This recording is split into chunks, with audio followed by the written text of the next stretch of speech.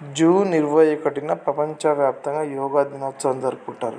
అయితే కొందరు యోగాని వ్యాయామం అనుకుంటారు, కానీ మనసును ఎలా కంట్రోల్ చేయడం మరియు ప్రకృతితో మనిషి ఎలా మమేకం అనేది యోగా ముఖ్య ఉద్దేశం. ఎందుకంటే ఇందులో ఎటువంటి బరువులు ఎత్తడం అలాంటివి ఏమి ఉండవు. చిన్న చిన్న వ్యాయామాలు ఉంటాయి, చిన్న చిన్న ముద్రలు ఉంటాయి. ఆ ముద్రలను మనం అనుసరిస్తే మనం అనుకున్న అంటే ముఖ్యంగా మన మనసును కంట్రోల్ చేయడం అయితే యోగాకు మొదటి గురువు అనేవాళ్ళు సాక్షాత్ పరమశివుడే. అందుకే ఆయన ఆది యోగి అంటారు. తన సప్త ఋషులకు యోగాలో ఉన్న ముఖ్య ఆసనాలు తను నేర్పించడం, వాళ్ళు ప్రపంచ నలుమూలకెళ్ళి యోగా గురించి వాళ్ళు వివరించినట్టు తెలుస్తుంది. అయితే ఆధునిక పితామహుడు మాత్రం పతంజలి గారిని అనుకుంటారు. ఎందుకంటే 2వ శతాబ్దంలో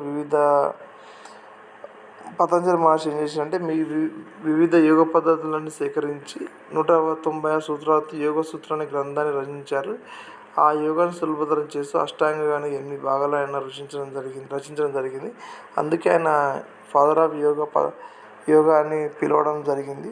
అయితే యోగా అనే పదము సంస్కృతం నుండి రావడం జరిగింది. సంస్కృతంలో యూజ్ అంటే కలపడం అని అర్థం. అంటే మన శరీరాన్ని మనస్సుని ప్రకృతిలో అనుసంధానం చేయడం యోగా యొక్క ముఖ్య ఉద్దేశం. అయితే పాశ్చాత్య సంస్కృతిలో యోగా గురించి తెలిసింది ఎప్పుడంటే 1890లో స్వామి వివేకానంద చికాగో ప్రసంగించిన తర్వాతనే పాశ్చాత్య దేశాలకు యోగా గొప్పతనం తెలుస్తుంది. కాబట్టి యోగా అనేది ఒక మతానికి సంబంధించిన విషయం కాదు, మన శరీర ధర్మం ప్రకృతి ధర్మాన్ని అనుసరించి చేసే ఆసనాలు.